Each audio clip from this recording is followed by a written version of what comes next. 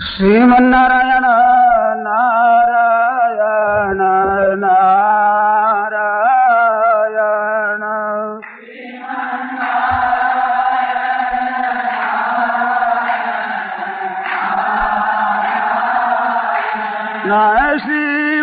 श्रीमन्नारायण नारायण नारायण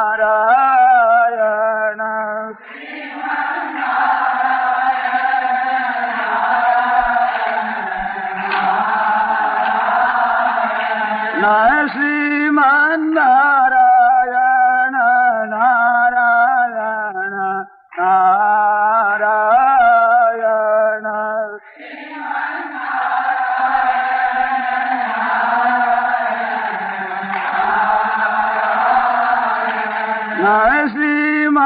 श्रीमन्नारायण नारायण नारायण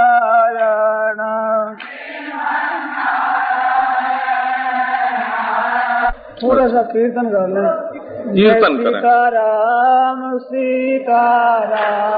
सीताराम जय सीताराम सीताराम सीताराम जय सीताराम जय सीताराम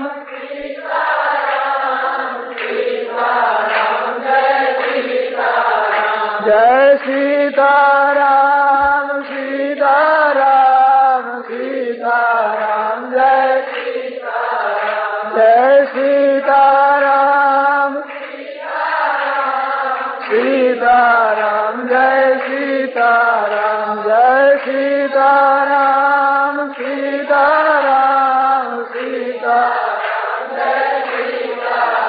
जय सीताराम सीताराम सीताराम जय सीताराम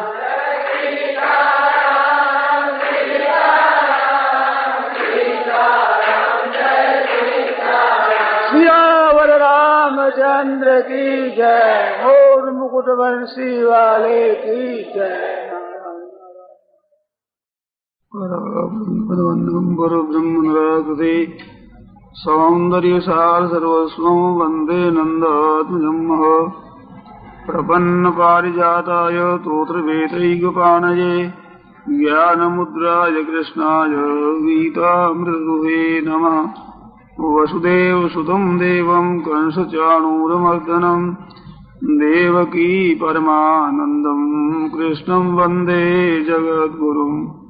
वंशी विभूषितकरान्नवनीरदाभात् पीताम्बरादरुणबिम्बफलाधरोष्टात् पूर्णेन्दुसुन्दरमुखादरविन्दनेत्रात् कृष्णात् परं किमपि तत्त्वमहं न जाने।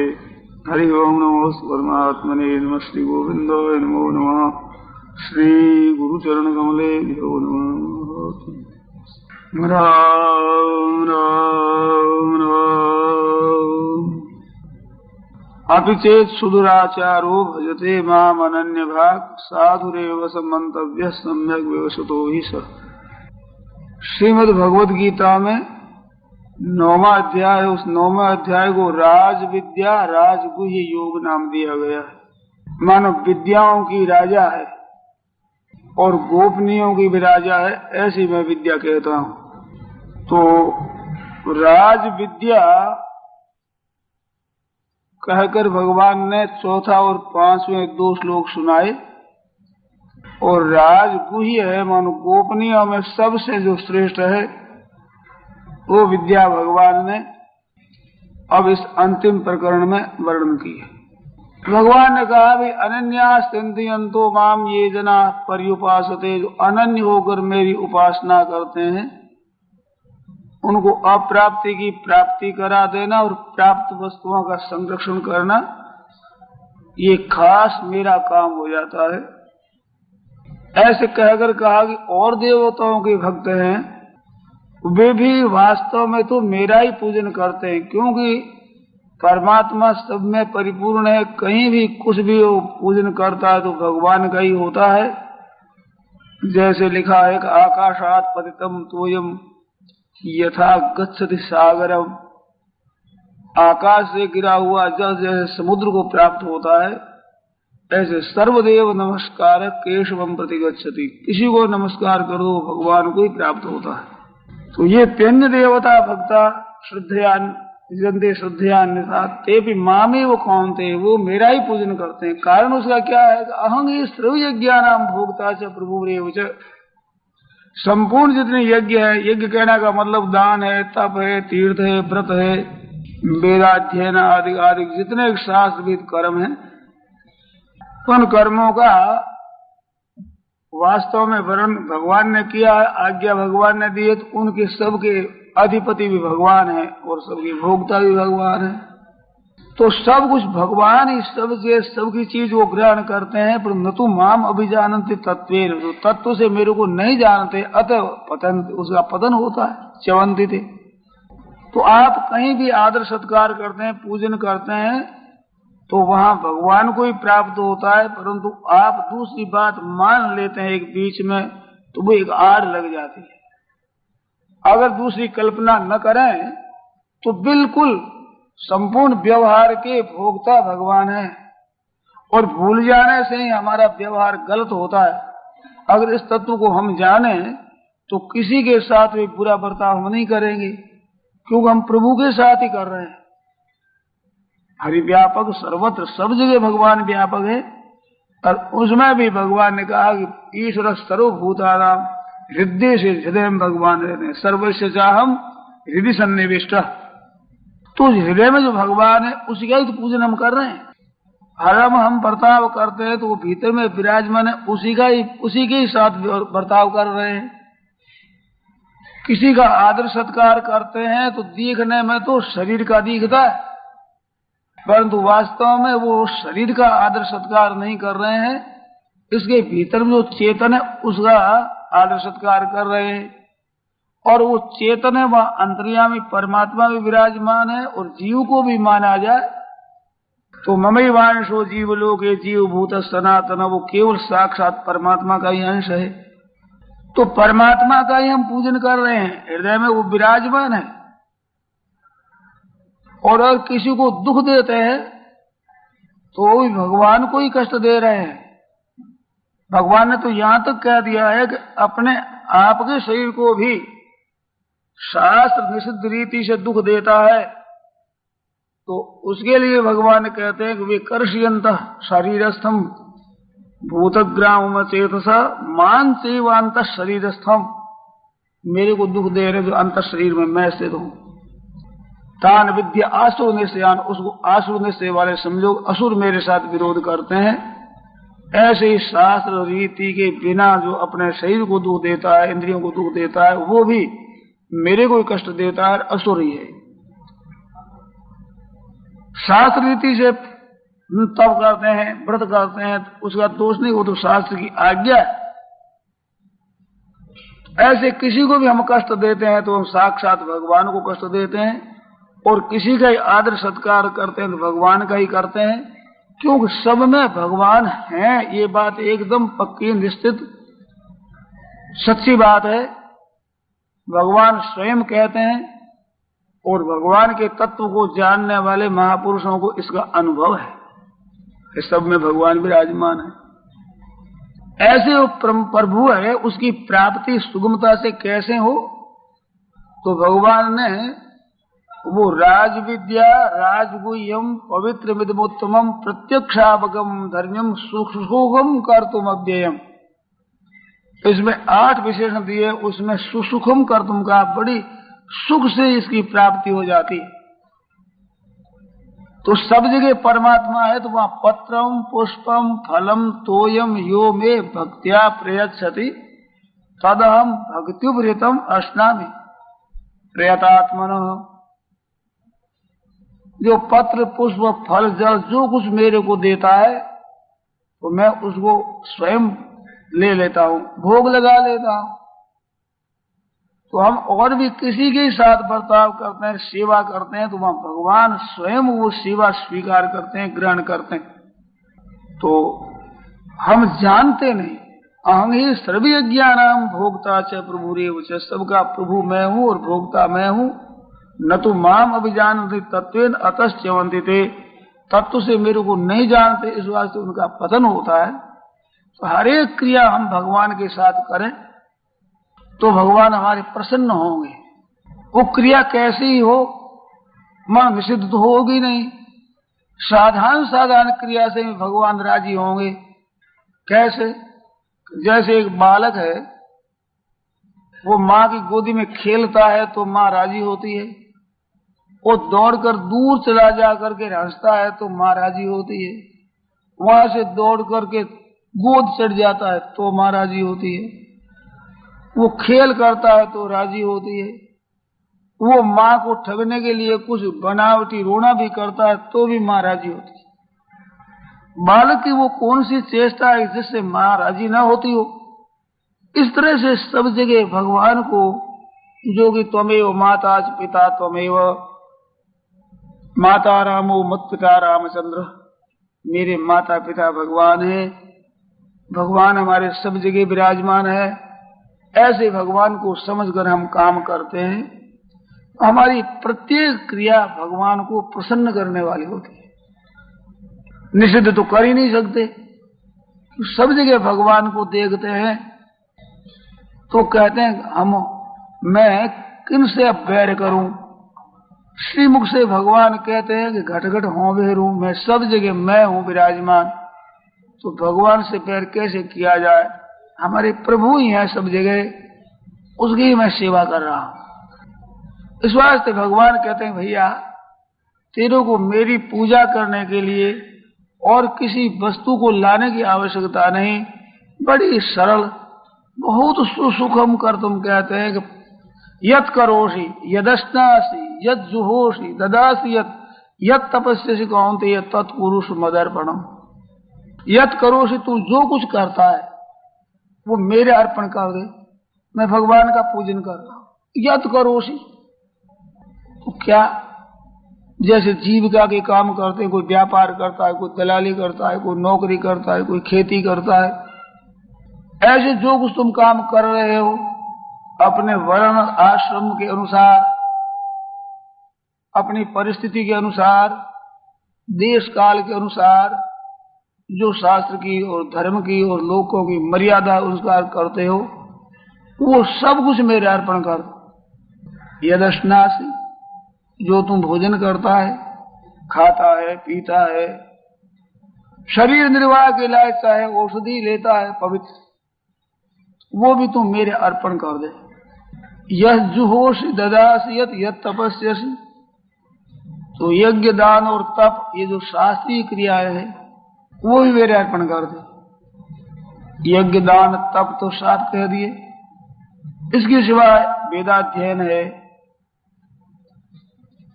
और जितने जो शास्त्र की आज्ञा के अनुसार व्रत उपवास आदि के, तीर्थ व्रत आदि के जितने हैं, तत्पुरुष मदर्पण तुम मेरे अर्पण कर दे।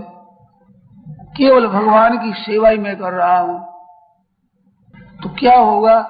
शुभाशो फले रेव मोक्ष से कर्म बंधन ही, कर्मों के जो बंधन है शुभ और अशुभ, उन संपूर्ण बंधनों से तुम मुक्त हो जाएगा और ऐसे मुक्त होकर तुम मेरे को प्राप्त हो जाएगा। ये संन्यास योग हुआ, त्याग करने का योग हो गया। ध्यान दें कि कितनी सरल बात बता दी कि जो कुछ तुम करते हो मेरे अर्पण करो, तो सब कुछ भगवान की अर्पण कर रहे हैं। देखो अर्पण तो भगवान की होता है, हम नहीं जानते हैं, नहीं करते हैं, इस बात से उस लाभ से हम वंचित रहते। प्रभु से अलग हम हो नहीं सकते, प्रभु हमारे से अलग हो नहीं सकते। जैसे हमारी सामर्थ्य नहीं है प्रभु से अलग होने की, तो ध्यान दें प्रभु में भी ये शक्ति नहीं है कि हमारे से अलग हो जाए। तो सब जगह परिपूर्ण अलग हो कैसे जाए? हो सकते नहीं भगवान हमारे से अलग, हम उनसे अलग हो नहीं सकते, किंतु हम उसको भूल जाते हैं, हम उस तरफ देखते नहीं, न देखने से वो दिखते नहीं है।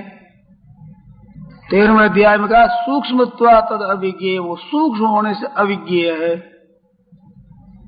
सूक्ष्म होने से वो जानने में नहीं आता। और उपनिषदों में आता है दृश्यते त्वग्र्या बुद्धिया सूक्ष्म या सूक्ष्मदर्शी भी। सूक्ष्मदर्शी पुरुष सूक्ष्म एकाग्र बुद्धि से उसको देखते हैं। तो वो कैसे देखते हैं? जैसे एक जगह मानो लिखा है श्रीमद् भगवद गीता, ऐसा लिखा हुआ है,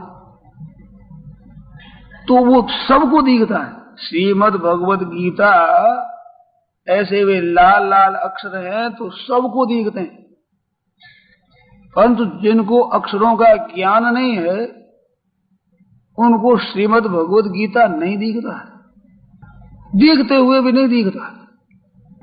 वो अगर चित्रकार हो तो ठीक वैसा लिख देगा, परंतु क्या है इसका पता नहीं।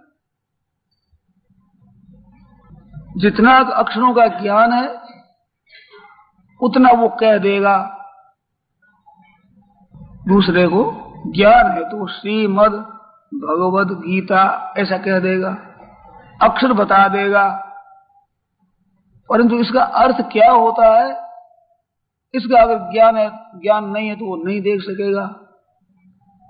और जिसको ज्ञान है अक्षरों का, और ये तो भगवद गीता का नाम लिखा हुआ है, इतना ज्ञान है वो उसको जानता है, परंतु व्याकरण का ज्ञान नहीं है तो श्री का क्या अर्थ है, श्रीमद का क्या अर्थ है, भगवत का क्या अर्थ है, गीता का क्या अर्थ है, कैसे ये शब्द बनता है, उसको नहीं जानता।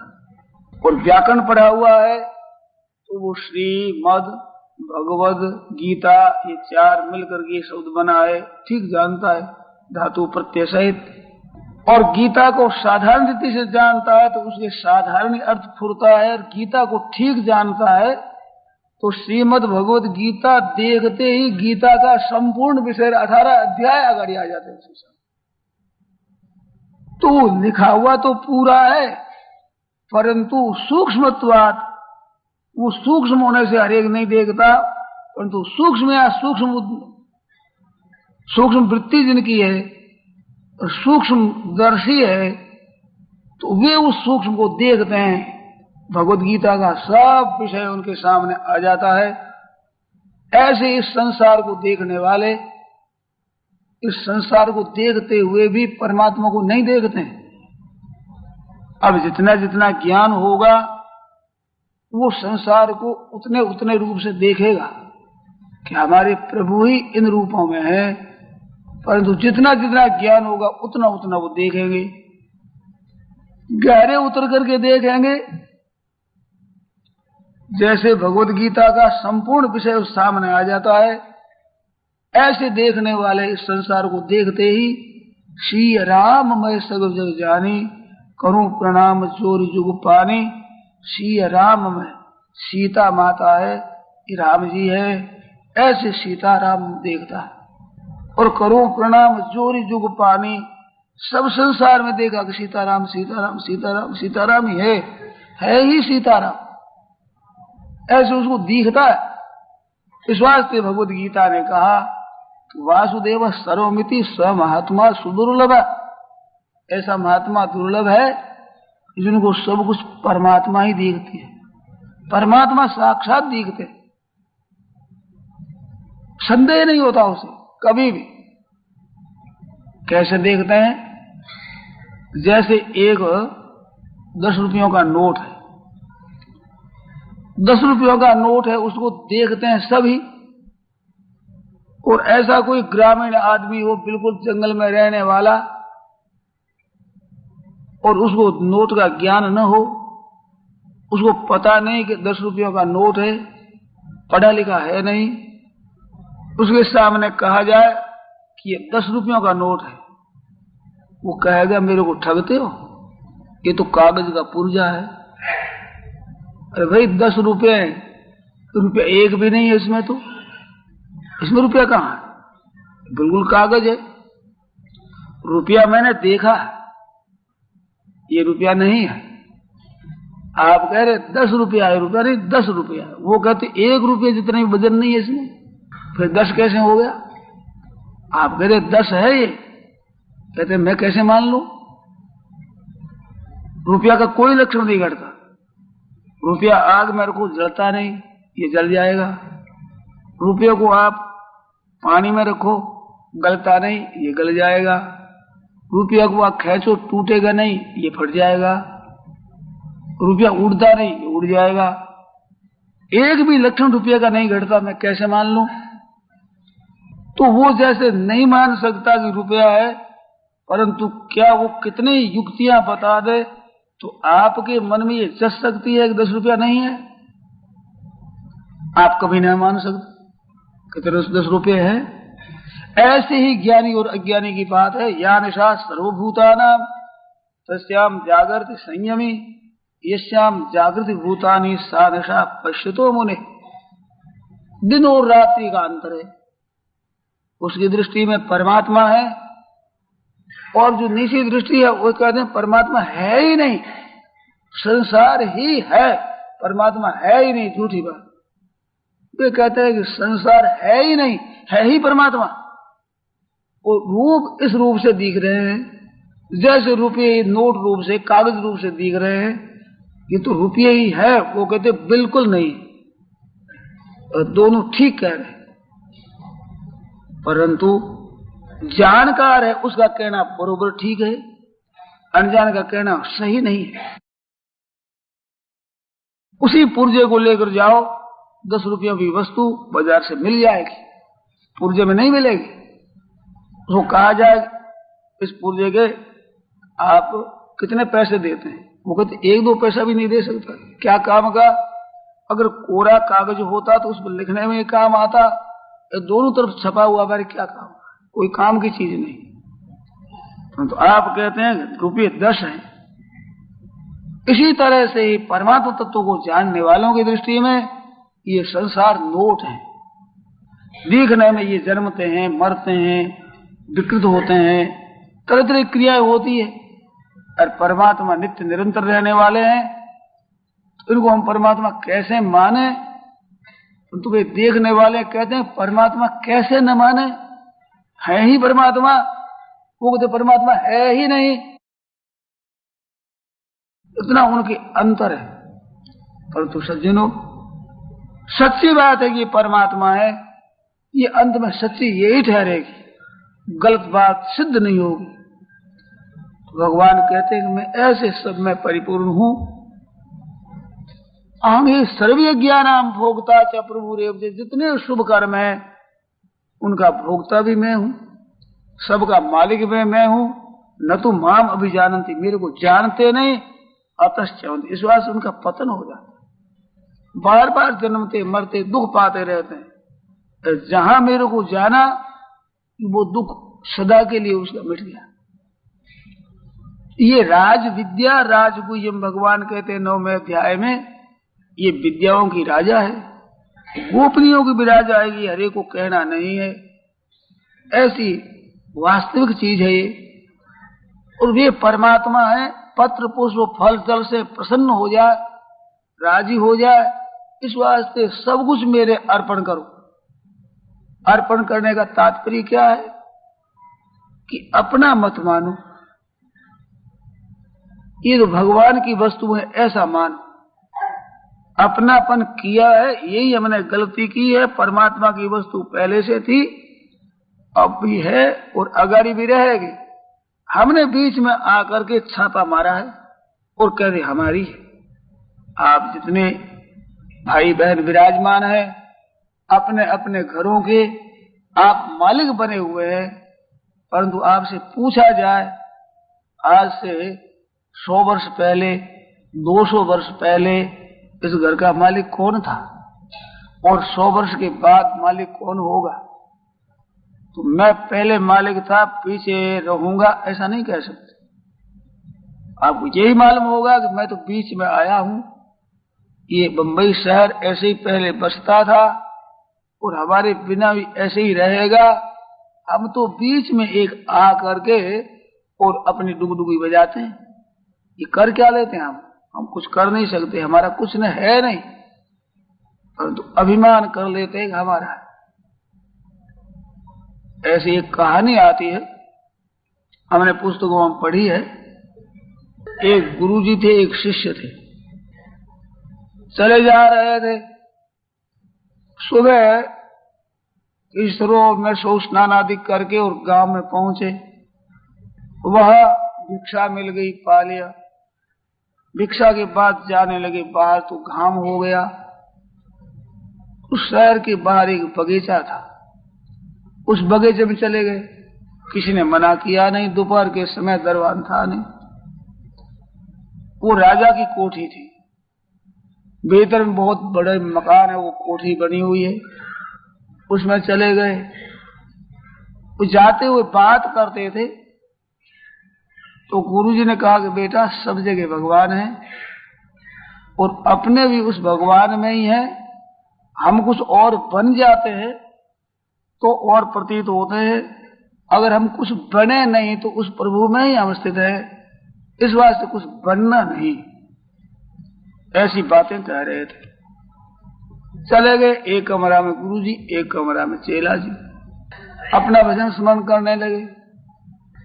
शाम को 4 बज गए। राजा की सवारी आई, सब लोग भीतर गए। अचानक भीतर में गए तो सिपाही गए पहले, तो शिष्य था, उनको पूछा तू कौन है? अरे मैं तो साधु।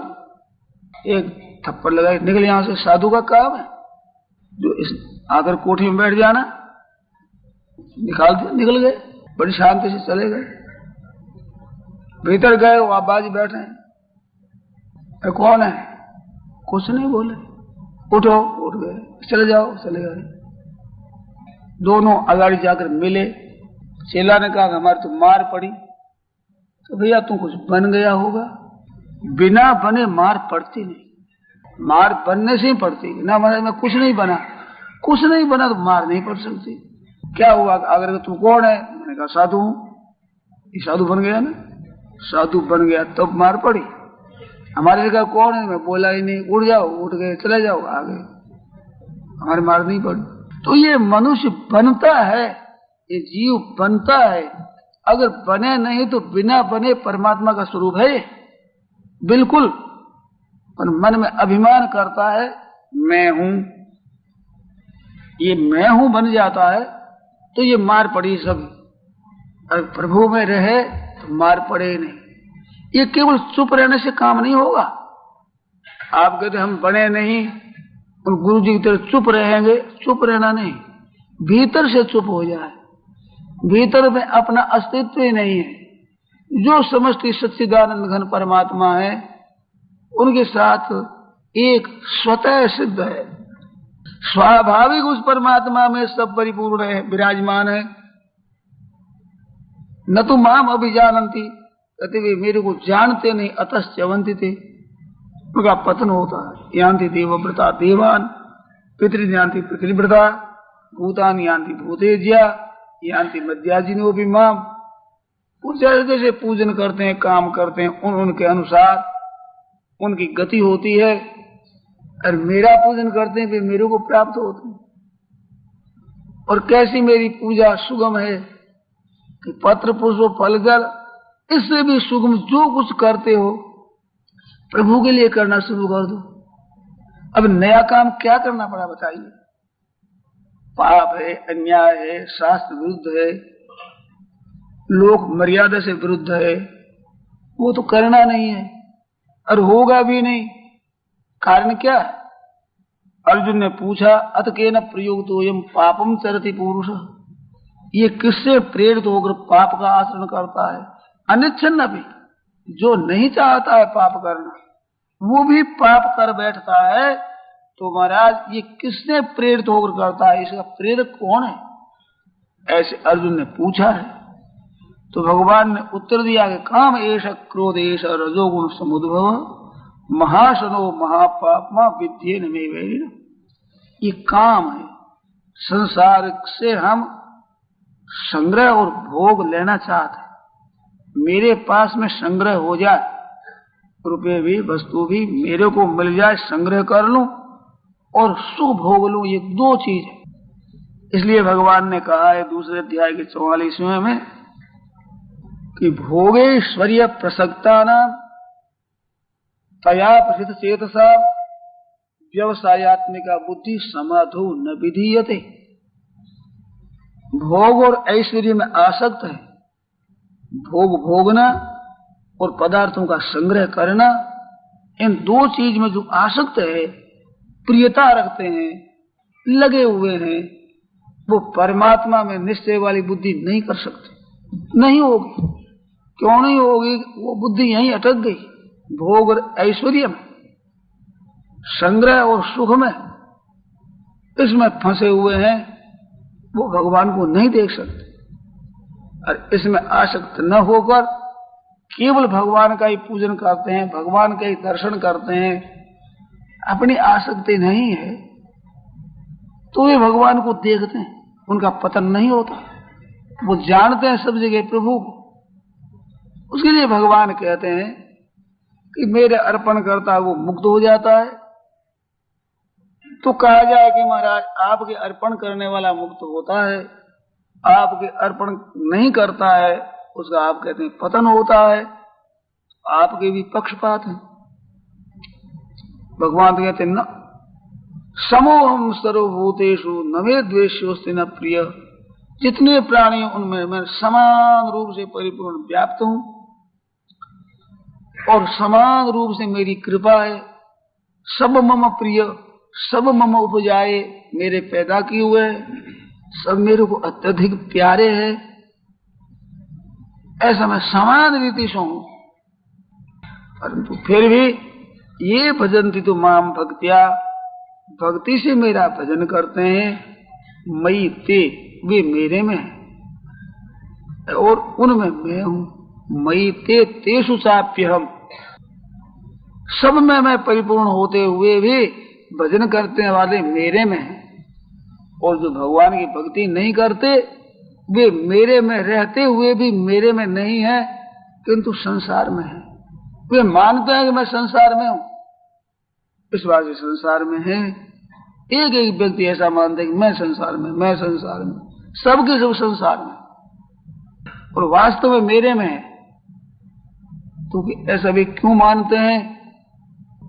तो वे स्वतंत्र हुए कि आप साफ हुए भगवान ने किए हैं, कि भगवान ने स्वतंत्रता दी है।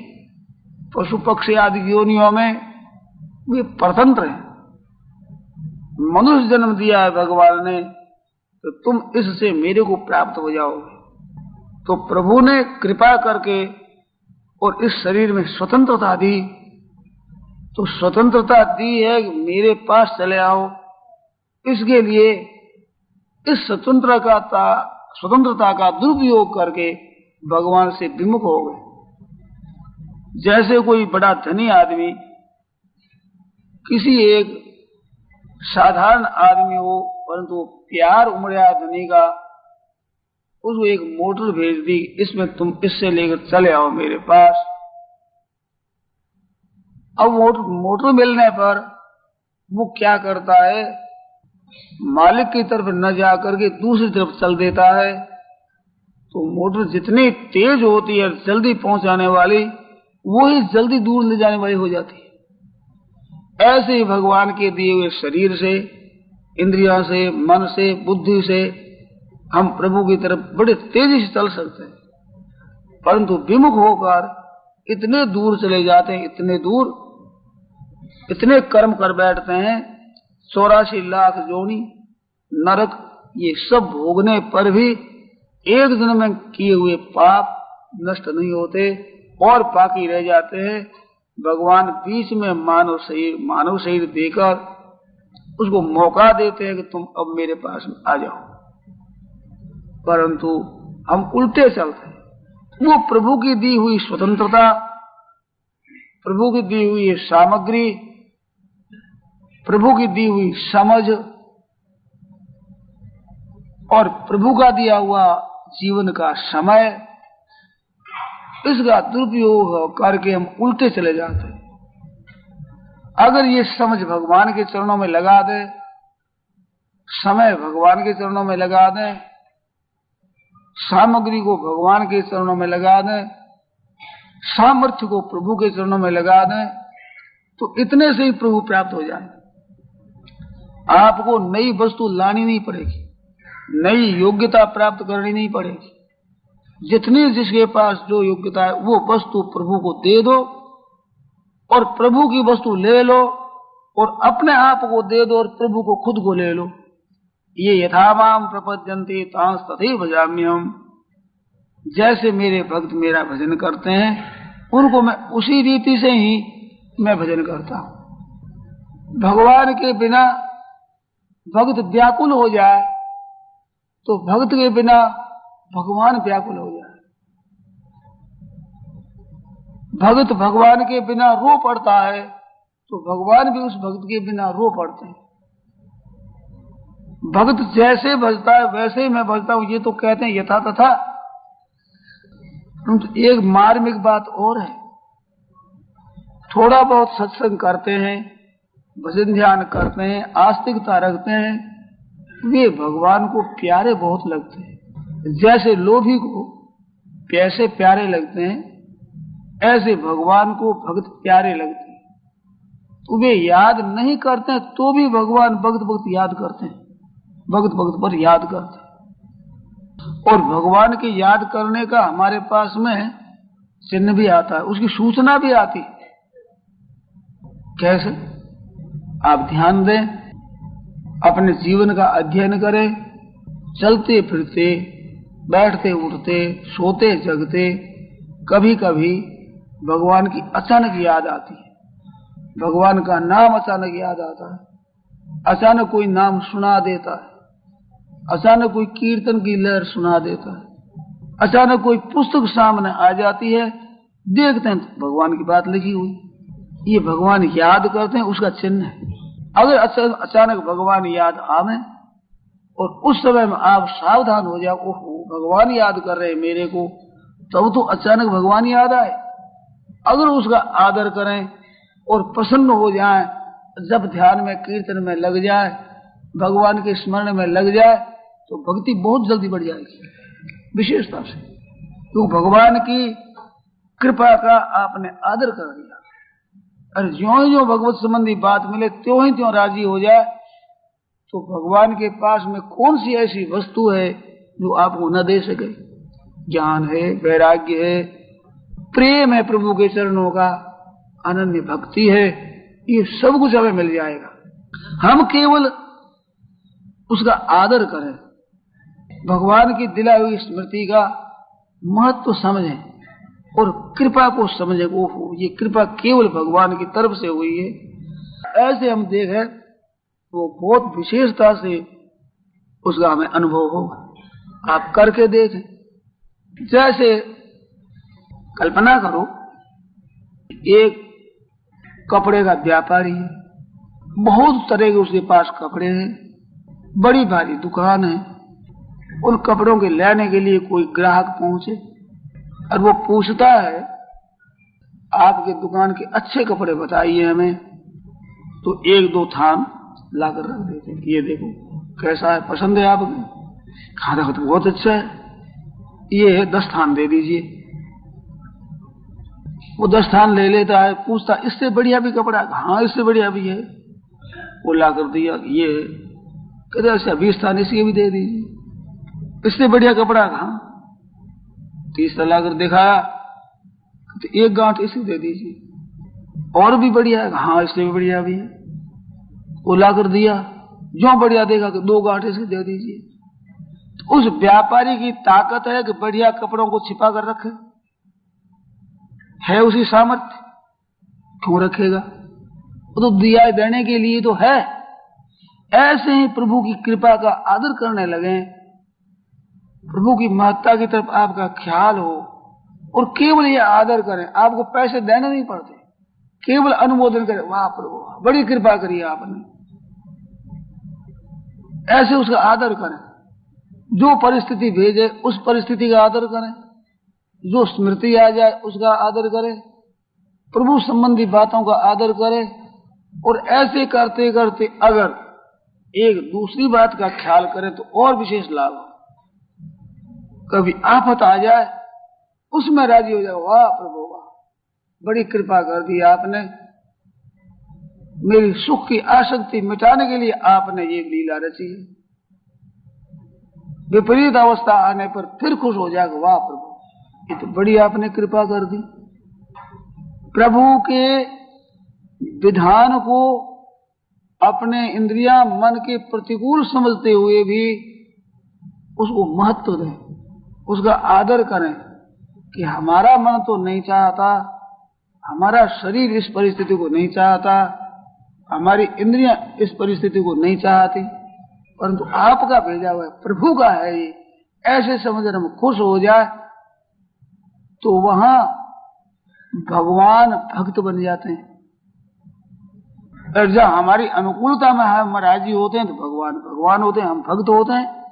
परंतु प्रतिकूलता में प्रसन्न होने पर भगवान अपने से ऊंचा बना लेते हैं। भगत हमारे सिरधड़ी, भगत मुकुटमणि, मैं हूं भगतन को दास, भगत मेरे मुकुटमणि। कैसे है ये आप लोगों में देख लीजिए, आपका नौकर है, आपका काम करता है, आपके अनुकूल चलता है, आप भी उसके आराम की तरफ दृष्टि रख करके और काम लेते हैं, और वो बड़ा श्रेष्ठ आपका सेवक है तो राजी होता है। परंतु आप उसके प्रतिकूल भी काम ले लेते हैं, रातों जगा देते हैं और वो खुश होता है। जो ही आप काम धंधा कहते हैं त्यों ही राजी होता है और आपका काम करता है। आपके मन के विरुद्ध कुछ भी नहीं करना चाहता और करता नहीं। वो नौकर अपने मन के विरुद्ध कितनी आपकी आज्ञा क्यों न हो, वो प्रसन्नता से उस काम को करता है और बड़ा ही राजी होकर एहसान मानता है। तो आप दास बन जाएंगे, वो मालिक हो जाएगा। इतनी मात्रा में न होते हुए भी हमने ऐसे देखे हैं और ऐसे सुने हैं। जो नौकर है आपका मुनीम है और ठीक तरह से अपनी ठीक नियत से आपका काम करता है और कभी आपके किंचित मात्र भी नुकसान न हो, अगर हो जाए तो उसको असह्य हो जाता है और ठीक तरह से आपके जैसे लाभ हो ऐसी चेष्टा करता है और उम्र भर आपके काम करता है। अंत में छोटे छोकरे रह जाते हैं, बड़े बूढ़े चले जाते हैं, परंतु उस समय वो सेठ की तरह ही शासन करता है। जवान जवान लड़के उनको भी कहता है नहीं ऐसा काम नहीं करने देंगे तुम्हारे। वे भी दब जाते हैं, मुनीम जी कहते हैं, उनका हुक्म चलता है। घरों की स्त्रियां ससुर से बढ़कर आदर करने लग जाती है और घर के मालिक आप होते हुए उस मुनीम का इतना आदर करते हैं, उनकी सम्मति के बिना व्यापार आप नहीं कर सकते। लेन देन करते हुए भी पूछते हैं, मुनीम जी से पूछेंगे, सलाह लेंगे और आपको कड़ाके के साथ कहते हैं नहीं ये काम नहीं कर सकते आप, ये आपके लायक नहीं है, आपके योग्य नहीं है, आपके वंश के अनुसार नहीं है, आपको नहीं करना चाहिए। तो आपके मन होते हुए भी चुप हो जाते हैं और कहते हैं ठीक कहते हैं, मुनीम जी ठीक कहते हैं, हमारे वंश के अनुसार बात कहते हैं, धर्म के अनुसार बात कहते हैं। जैसे मुनि वो मालिक बन जाता है, ऐसे भगवान के मात्र विधान में प्रसन्न होने वाला भगवान का भगवान हो जाता है। और भगवान कहते हैं अब मैं इसको क्या दूं, क्या दूं इसको। हनुमान जी महाराज भगवान का काम करते हैं, भगवान देखते हैं कि इससे मैं पूर्ण कैसे हूं, तो सीता जी की खबर लेने के लिए भेजते हैं, सब बंदरों को भेजते हैं, मुद्रिका हनुमान जी को देते हैं, वो खबर लेकर के आते हैं। भगवान कहते हैं हनुमान तेने बहुत काम किया, कहते हैं मैंने नहीं किया, आपकी कृपा से हुआ।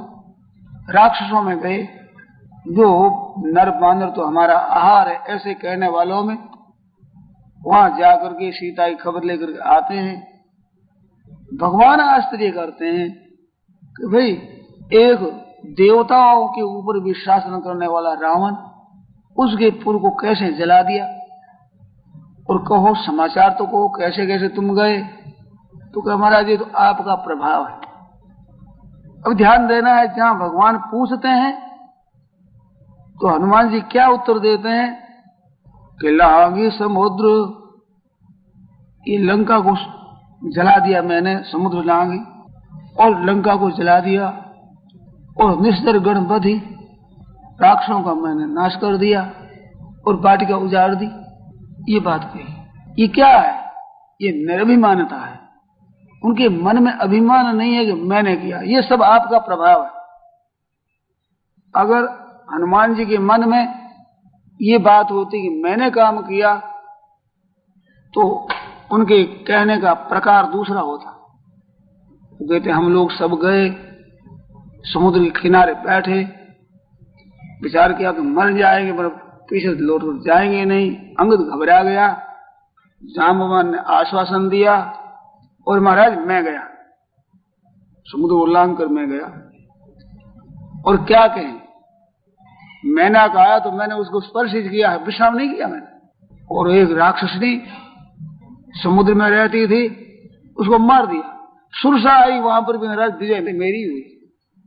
और लंका में जाते हुए लंकनी के एक मुक्का मारा, जिससे उसको खून बहने लग गया। ऐसे क्रम से कथा सुनाते और उसमें शूरवीरता बताते, परंतु नहीं, लांगी समुद्र हाटकपुरी जा रहा, मैंने समझ कर, और निस्तर गणपति विपन उजारा। बिल्कुल उल्ट पुल्ट बात कह रहे हैं। भोजन का क्या बढ़िया? बढ़िया तो प्रेम है। तो यहाँ आनंद घर से तो गुरु के घर पर, और उससे प्रजा के स्त्रियों के सामने आनंद ज्यादा, कि उनको आनंद अधिक आ रहा है। इस बात के घर, गुरु गृह, प्रिय सदन, और सासुरे, ससुराल में तो महाराज एक बार दो बारी हुई हुआ, दर्शन ही वहां कहाँ थे लोगों को। भाई जब जहां पहुनाई हुई, तब तक कहीं शबरी के फलन की रुचि माधुरी न पाई।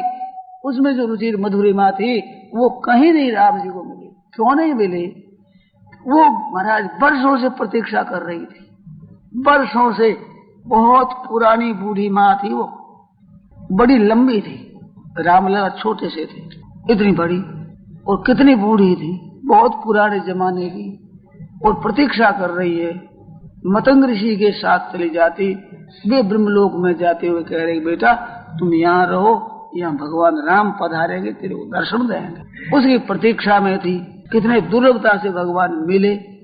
वे भगवान ले रहे भोजन, सबरी दे रही है, उसके आनंद का क्या ठिकाना। तो प्रेम से प्रियतात्मन कान पत्रम पुष्पम फलम तोयम यो में भक्त्या प्रयच्छति तदम भक्त्युपरीतम। भक्ति शब्द दो दफे आया है, प्रियतात्मन, जिसका इतना अंतःकरण भगवान में लगा हुआ है, वो भगवान कहते हैं मैं स्वयं ले लेता हूँ। इस बात से एक संत ने कहा है कि तत्वेता तिहु लोक में भोजन किए अपार, एक शबरी एक विदुर घर रुच पायो द्वैवा। रामावतार में एक दफे तृप्ति पूर्व भोजन मिला, कृष्णावतार में भी एक दफे भोजन मिला विदुर जी के घर पर। तो तत्वेता तिहु लोक में भोजन किए अपार, एक शबरी एक विदुर घर रुच पायो द्वैवा। इसमें क्या है? प्रेम है। भोजन बढ़िया से बढ़िया आप हम बना सकते हैं क्या? महाराजा जनक की तरह हमारे घर में तैयारी हो सकती है? नहीं हो सकती। पर क्या प्रेम भी शबरी के समान नहीं हो सकता? हृदय नहीं हो सकता है क्या? हो सकता है, उससे बढ़कर भी हो सकता है। तो भगवान को प्यारा लगे तो भगवान की तरफ भावग्राही नारद केवल भाव बनाना है। समय ज्यादा हो गया, क्षमा करेंगे।